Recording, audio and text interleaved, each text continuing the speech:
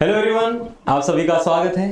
And IFS ने CSR में जो भी रिजल्ट लगे हैं उनमें आईएफएस ने चांद लगवा चुके हैं और उसी रिजल्ट्स में और अपना भर डालने के लिए हमारे साथ और एक एस्पिरेंट कहेंगे। अभी तो एस्पिरेंट नहीं रहे, वो तो अभी रिजल्ट दे चुके हैं, जेआरएफ बन चुके हैं, अभी वो रिसर्च करने जाएंगे। तो उनसे थोड़ी वार्तालाप कर लेते हैं कि कैसे उन्होंने प्रिपरेशन किया है, कैसे उनको रैंक इतना अच्छा हासिल हुआ है एंड कैसे कैसे बाधाएं आई है इनके जर्नी में, ये सारी चीजें हम जान लेते हैं। सो सबसे पहले तो इनका इंट्रोडक्शन करवा लेते हैं। तो please introduce yourself. So my name is Maruk Nandan. I'm from Lucknow, UP, sir. Okay, you're from Sir, Lucknow, UP. You qualified CSR JRF, right? With the rank of yes, ma'am. 152 CSR 150, GRF. right? And अभी आपका Yes, sir. Masters चल रहा है? Sir, master complete हो गया sir masters अब। Complete हो गया। कौन से फील्ड से आपने मास्टर्स कंप्लीट किया है? सर एमएससी से कंप्लीट हुआ है बॉटनी बॉटनी से सर। एमएससी बॉटनी से हुआ है। Nice, very botany nice. Botany. तो आपको कैसे पता चला इस सीएसआर एग्जाम के बारे में? सर हमें मतलब थोड़ा 12th के बाद से रिसर्च फील्ड में इंटरेस्ट था, रिसर्च फील्ड में। इस वजह से मुझे ज्यादा जानकारी तो प्राप्त हुई एमएससी में, आपका एमएससी करने के बाद, ज्वाइन करने के बाद। तो हमें ये सोचते थे रिसर्च फील्ड में जाना है, तो उसी से मतलब जो बीएससी ज्वाइन किया था, मतलब ऐसे तो उसमें ज्यादा जानकारी नहीं थी कि बस कहीं इनका एसएससी बैंगलोर, इनका सबका इंस्टीट्यूट का नाम सुना था कि बहुत अच्छे इंस्टीट्यूट है सर, ये इसमें ज्वाइन करना है हमें रिसर्च फील्ड। तो मतलब यस आपको एकेडमिक्स में नहीं, आपको रिसर्च में जाना है, yes right? Sir, research field में जाना। मतलब ऐसा यस सर। आपको बचपन से था कुछ रिसर्च में जाना है, या फिर आपको मास्टर्स में आके या फिर सीएसआर पढ़ के आपको ऐसा लगा कि नहीं यार रिसर्च में जाना चाहिए, रिसर्च में अच्छा मुझे लग रहा है? सर हम मेरे साथ एक जर्नी अभी शेयर नहीं करना चाहेंगे, एक जर्नी हो गई थी सर। तो इस वजह से मतलब हमने सोचा था कि बचपन 8 क्लास में थे ना, तभी सोचा था कि रिसर्च फील्ड में ही जाना है। तो उसके बाद मुझे जानकारी एक थी पॉइंट, किसी जानकारी नहीं, सीएसआईआर क्या होता है, नेट क्या होता है, मुझे कुछ भी जानकारी नहीं थी। बस इतना था मन में कि रिसर्च फील्ड में कुछ नया डिस्कवर करना है चीजों को लेकर। बस राइट, इतनी सब जानकारी थी। Nice, very nice.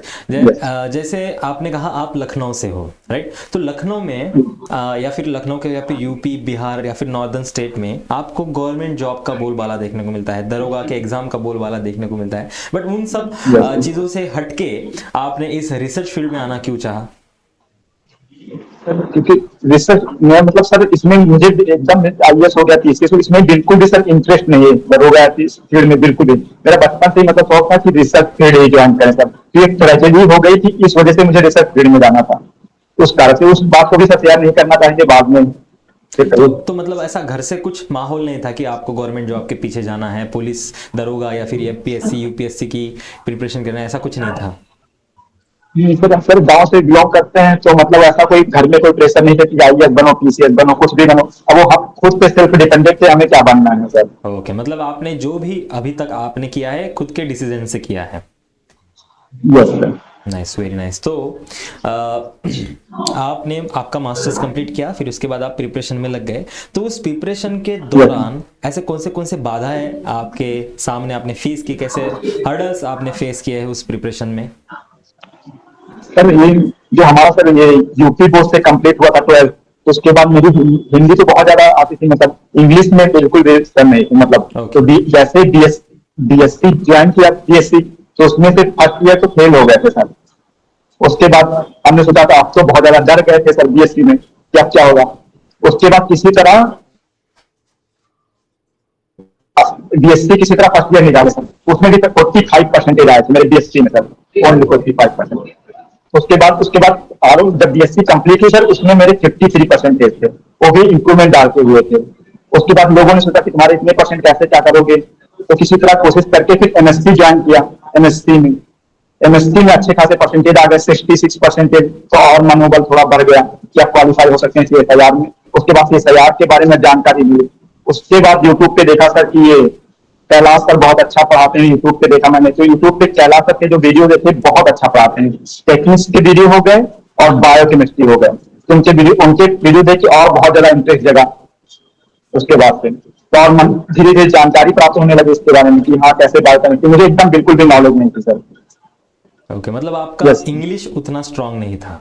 इंग्लिश में, इंग्लिश की वजह से बीएससी में परसेंटेज एकदम ना के बराबर आए थे, 53% कुछ भी नहीं होते थे तो फिर आपने कैसे ओवरकम इंग्लिश किया में। उस प्रॉब्लम को? बिकॉज अगर हम सीएसआर सर की बात सर करेंगे तो वहाँ पे बहुत लेंदी लेंदी इंग्लिश के क्वेश्चंस होते हैं, आपने उन सभी को टैकल करके इतना अच्छा रैंक हासिल किया, मतलब वो जर्नी कैसी रही? सर इसमें सबसे चीज मेन चीज होती है सर कंटिन्यूटी। अगर किसी चीज को आप शिद्दत से चाहोगे तो उसमें सबसे चीज मायने रखती है कि वो आपको आज नहीं तो कल मिल ही जाएगी।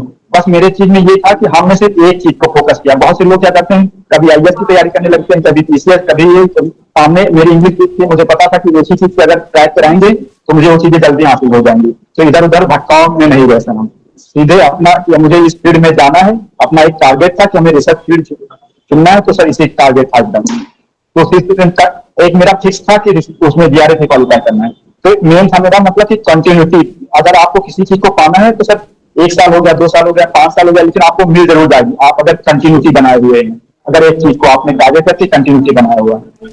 नाइस, वेरी नाइस, यस बहुत अच्छे तरीके से आपने समझा है, अपने मिस्टेक्स को समझा है, कहाँ कहाँ आपकी गलती हो रही है वो सब देखा है आपने। तो मैं थोड़ा एग्जाम के बारे में बात कर लेते हैं, ठीक है? तो ए, बी एंड यस सी ये 3 सेक्शन है, तो आपने सबसे पहले किसको यस अप्रोच किया और उसके पीछे का कारण क्या था? सर मैंने सेक्शन बी और सी को अप्रोच किया। सबसे पहले तो मैंने सेक्शन सी को टारगेट किया था कि इसमें अच्छे खासे मार्क्स अगर बन जाएंगे तो अब तो क्वालिफाई हो जाएंगे। तो मैंने केवल बी और सी को टारगेट किया था। ए में इस बार मैंने एक भी क्वेश्चन अटेम्प्ट नहीं कर पाते, जो जनरल एप्टीट्यूड का पार्ट था उसमें एक भी क्वेश्चन मैंने एक अटेम्प्ट भी नहीं किया क्वेश्चन था। आपने किया नहीं था? अटेम्प्ट नहीं किया था, केवल सेक्शन सी में और सेक्शन बी अटेम्प्ट किया था।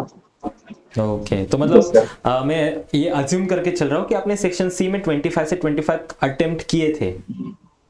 जैसे 25 मैंने किए थे, तो 25 में से मेरे 19 क्वेश्चन सही थे और 6 ओके, क्वेश्चन गलत थे।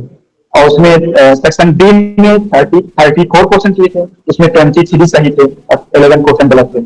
बहुत बहुत बढ़िया, बहुत बधाई। एंड ऐसा कौन सा ऐसा यूनिट है जो आपको चैलेंज देता था कि यार ये यूनिट से क्वेश्चन ना आ जाए मेरी तो ऐसे मैं थोड़ा लोग लो फील करूंगा, ऐसा कुछ यूनिट था?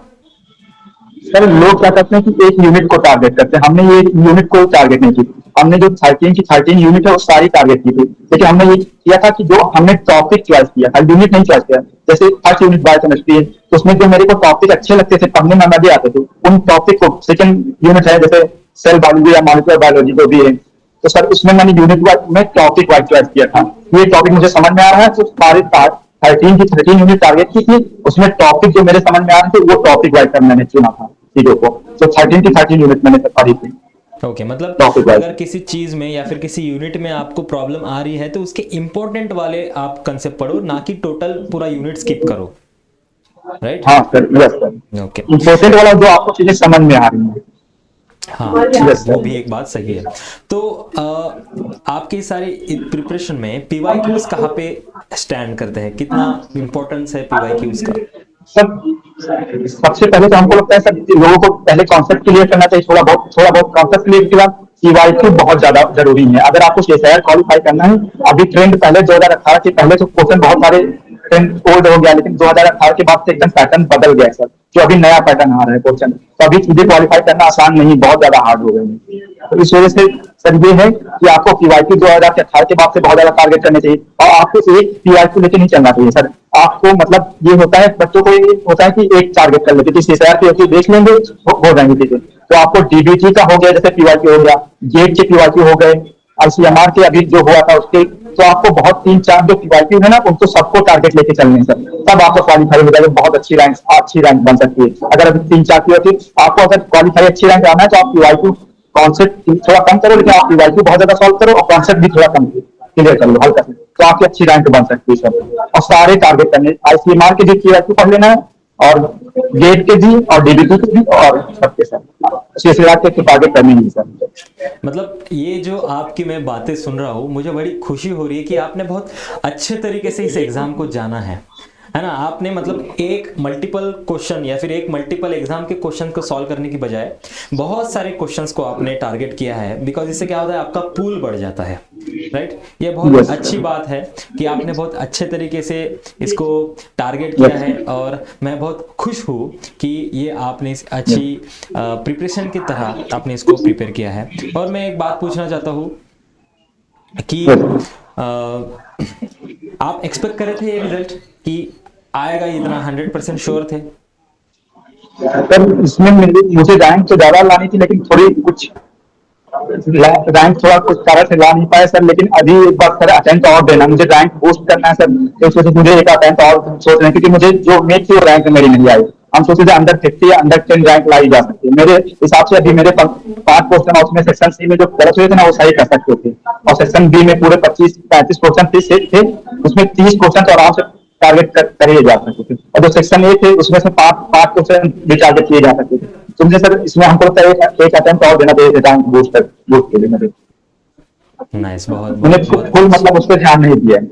Very nice. तो ऐसे कुछ मिस्टेक्स है जो आपने की है अपने प्रिपरेशन के दौरान, जो आपको अवॉइड करनी चाहिए थी? इनमें से तो आजकल सर ये है कि क्वालिफाई करना, लोग सोचते हैं क्वालिफाई करना बहुत ज्यादा डिफिकल्ट है, लेकिन आजकल सोशल मीडिया के दौर में सर क्वालिफाई करना बहुत आसान है। लोग क्या करते हैं, सोशल मीडिया पे बहुत ज्यादा, फेसबुक हो गया, व्हाट्सएप हो गया, बहुत ज्यादा बिजी रहते हैं। उसके चक्कर में अगर आप एक टारगेट लेके चलते हैं, बहुत आसानी से चीजों को क्वालिफाई करते हैं। अगर आपको एकदम फिक्स है कि मुझे ये चीज काम करना है, उस पर आपको मन बना लिया है, तो आप डिस्ट्रैक्शन से थोड़ा हट जाइए और आराम से आपको क्वालिफाई हो जाएगा। 1 साल लगेगा, 2 साल लगेगा, लेकिन आपको क्वालिफाई जरूर हो जाएगा सर। नाइस, बहुत बहुत बहुत बढ़िया बात की है आपने। तो जो भी आप आगे करोगे, है ना, आपने कुछ ऐसे यूनिवर्सिटीज डिसाइड करी होगी कि नहीं मुझे यहाँ पे जाके पीएचडी करनी है, तो आई होप कि आप उसमें जाओ, अच्छे तरीके से अपना वर्क करो, एंड आपकी आने वाली आगे वाली जो जनरेशन, आपके जूनियर्स जो होंगे, उनको आप प्रेरित करो, ये मैं आशा करता हूँ। एंड ऐसे ही नॉलेज स्प्रेड करते रहो। एंड अभी के लिए तो बहुत बहुत बहुत कॉन्ग्रेचुलेशंस आपके लिए, and all the best for your upcoming future, and thank you for your precious time. Yes, sir. Thanks. Okay, thank you.